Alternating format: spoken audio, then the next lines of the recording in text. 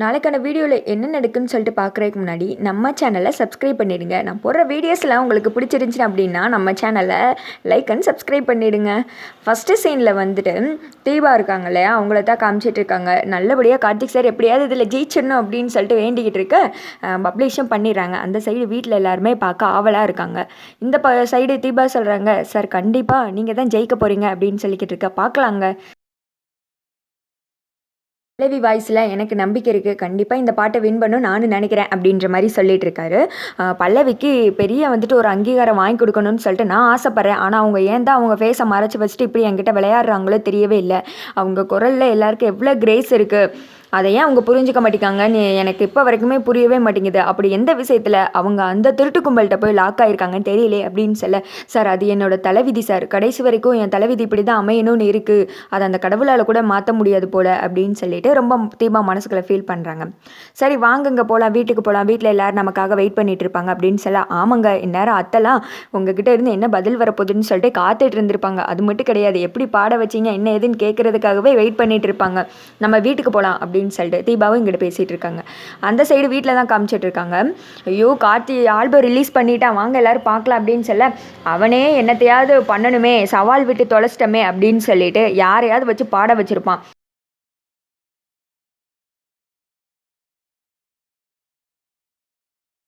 குடும்பமாக சேர்ந்து அவனுக்கு ஒரு ஹைப் கொடுத்துட்டு இந்த மாதிரி டைம் வேஸ்ட் பண்ணிக்கிட்டு இருக்காங்களே, சே சரி விடு, இந்த அதான் இப்போ தெரிஞ்சிட போதில் எந்த லட்சணத்தில் பாட வச்சுருக்கான் அப்படின்னு சொல்லிட்டு ஐஸ்வர்யா ஒருத்திக்கும் பிளான் போட்டுக்கிட்டு இருக்காங்க. அடுத்து வந்துட்டு ஆல்பம் ரிலீஸ் ஆனதுமே இன்னிசை ராகத்திலே அப்படின்னு சொல்லிட்டு எல்லாருமே கேட்க ஆரம்பிச்சிடுறாங்க. சாங் செம்மையாக இருக்குது. அதை கேட்டது வீட்டில் இருக்கவங்களாம் பயங்கர சந்தோஷமாக இருக்காங்க. எப்படிங்க கார்த்தி அந்த பொண்ணை பாட வச்சுருப்போம், எவ்வளோ அழகாக பாடுது அந்த பொண்ணு, அந்த பொண்ணுக்கு நல்ல டேலண்ட்டுங்க அப்படின்னு சொல்லிட்டு புகழ்ந்து தள்ளிட்டு இருக்காங்க. சேம் அந்த சைடு சிதம்பரத்தில் காமிச்சிட்டு இருக்காங்க. என்னமோ கார்த்திக் தோத்துட்ட மாதிரியும் இவரே வந்துட்டு சவாலில் ஜெயிச்சிட்ட மாதிரியும் பயங்கரமாக என்ஜாய் பண்ணி தண்ணி அடிச்சுக்கிட்டு இருக்காரு. நான் உனக்காண்டி ஒரு பாட்டெல்லாம் வச்சுருக்கேன்டா, நீ அந்த பாட்டை பாடிட்டு தான் தெரிய போகிற பாரு, என்ன பாட்டு தெரியுமா, நான் ஒரு முட்டாளுங்க அப்படின்னு சொல்லிட்டு பாட்டு படிச்சுக்கிட்டு நக்கலென்ன கிண்டலென்ன அவர் பாட்டுக்கு என்ஜாய் பண்ணிக்கிட்டு இருக்காருங்க. அப்போ திடீர்னு அவர் மண்டையில் இடி விழுகிற மாதிரி அவங்களோட பிஏ வராரு. சார் கார்த்திக் சார் வந்துட்டு ஆல்பம் ரிலீஸ் பண்ணிட்டாங்க, இன்னிசை ராகத்தில் பாருங்கள் சார் அப்படின்னு சொல்ல அவரே ஷாக் ஆகிடுறாரு.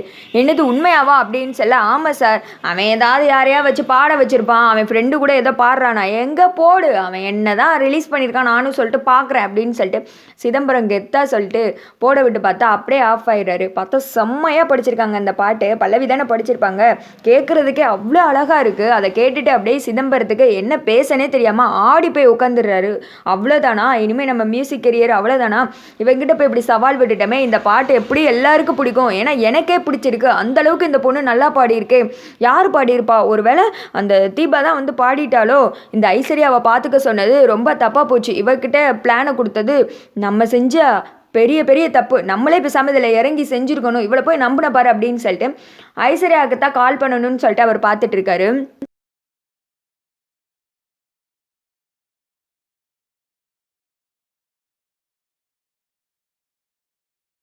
இங்கிட்டு வந்துட்டு கார்த்திக்கும் தீபாவும் வீட்டுக்குள்ளே வர்றாங்க. கார்த்திகை பார்த்ததுமே அவங்க அம்மா ரொம்ப சந்தோஷப்படுறாங்க. வீட்டில் இருக்கவங்க எல்லாருமே கார்த்தி வாழ்த்துக்கள் அப்படின்ற மாதிரி புகழ்ந்து தள்ளுறாங்க.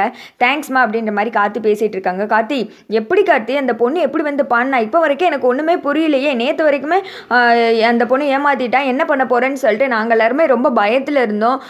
அது மட்டும் இல்லாமல் இந்தளவுக்கு சூப்பராக பாட்டு ரெக்கார்டிங் பண்ணி ஒரு நாளுக்கு முன்னாடியே ரிலீஸ் பண்ணியிருக்கேப்பா, ஆனால் இந்த டைமில் ரிலீஸ் பண்ணியிருக்கியா, அதான் ஒரு மாதிரி இருக்குது அப்படின்றாங்க. அது ஒன்றும் பரவாயில்லம்மா, நமக்கு பைசா செலவில்லாமல் சிதம்பரமே நமக்கு ஃபுல்லாக அட்வர்டைஸ்மெண்ட் பண்ணி முடிச்சிட்டாரு. இனி எல்லாருக்குமே வந்துட்டு இந்த பாட்டை எப்போ ரிலீஸ் பண்ண போகிறாங்க கேட்கணும் அப்படின்ற ஒரு கிரேஸ் மட்டும்தான் இருக்கும். அதனால இந்த டைமில் ரிலீஸ் பண்ணாலும் பார்ப்பாங்க அப்படின்னு சொல்லிட்டு நம்பிக்கை இருக்குமா. ஏன்னா ஒரு ஆள் ஜெயிச்சா ஒரு ஆள் இந்த கெரியரை விட்டே போகணுன்றப்போ எல்லாருமே யார் ஜெயிக்க போகிறாங்க அப்படின்னு சொல்லிட்டு தானே பார்த்துட்டு இருப்பாங்க. எல்லாருமே அந்த சிதம்பரத்தை தான் நினச்சிக்கிட்டு இருப்பாங்க அப்படின்னு சொல்லிட்டு அருண் சொல்கிறாரு. ஆனால் ஜெயிக்க போகிறது நீ தான் கார்த்தி, இந்த பாட்டை கேட்டதுமே நாங்களே ஸ்டன்னாகி நின்றுட்டோம், செம்மையாக பாடியிருக்குப்பா அந்த பொண்ணு யாருன்னு தெரிஞ்சிச்சா அப்படின்னு சொல்லிட்டு அபிராமி வேற கேட்குறாங்க. இல்லைம்மா, அவங்க பாடி கொடுத்ததுமே கிளம்பிட்டாங்க, அவங்க முகத்தை கூட எனக்கு காமிக்கலை, அவங்க முகத்தை வந்துட்டு காமிக்கிறதுக்கு பிடிக்கலன்னு சொல்லிட்டாங்க அப்படின்னு சொல்ல, ஏன்பா அந்த பொண்ணு இப்படி இருக்காங்க, அந்த பொண்ணுக்கு எவ்வளோ ஒரு அழகான வாய்ஸ் அப்படின்னு சொல்ல, மீனாட்சி வந்துட்டு நம்ம தீபாவையே பார்க்குறாங்க. பாத்தியா எப்படி பேசுது, ஆனால் நீ தான் இந்த குரல்னு தெரிஞ்ச அப்படிலாம் பேசுவாங்களா அப்படின்ற மாதிரி கண்ணாலே செய்ய காமிச்சிட்டு இருக்காங்க.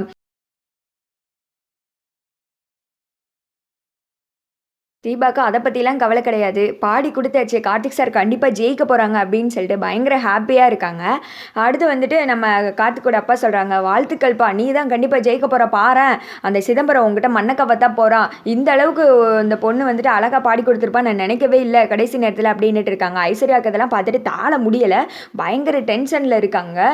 நம்ம ஒண்ணு நினைச்சா இப்படி ஒண்ணு நடந்துச்சே. இந்த தீபா எப்படி போய் பாடி குடுத்துருப்பா? வாய்ப்பே இல்லையே. நம்ம ஃபுல்லா இவள பார்த்துட்டே தானே இருந்தோம்.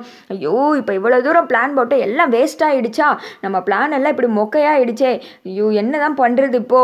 அந்த சிதம்பரத்துக்கிட்ட கேட்டா நம்ம என்ன பதில் சொல்றது? அவர் வேற ஃபோன் பண்ணுவாரே அப்படின்ற மாதிரி நினைச்சுக்கிட்டு இருக்கா. அதே மாதிரி தான் சிதம்பரம் வந்துட்டு ஐஸ்வர்யாவுக்கு கால் வேற ட்ரை பண்ணிட்டு இருக்காரு. ஐஸ்வர்யாவுக்கு என்ன பேசனே தெரியாம முழிச்சிட்டு இருக்காங்க.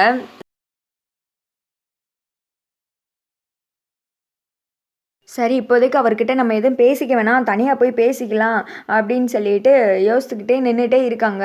இப்ப இந்த தீபாவ மாட்டி விடணும் பிளான் போட்டோம். அவள வீட்ட விட்டு வெளியில அனுப்பிச்சு விடணும் பிளான் போட்டோம். இப்படி ஆயிடுச்சே!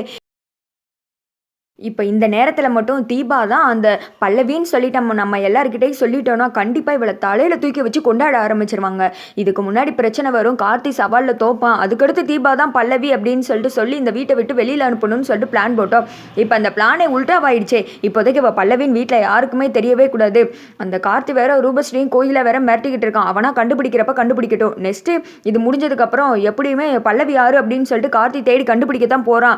ஐயோ! இதை ஏதாவது பண்ணி ஆஃப் பண்ணணுமே அப்படின்னு சொல்லிட்டு முழிச்சிட்டு இருக்காங்க. சரின்னு சொல்லிட்டு எல்லாருமே போய் படுக்க போயிடுறாங்க. அடுத்து சிதம்பரத்துக்கு தான் ஐஸ்வர்யா கால் பண்ணி பேசுகிறாங்க.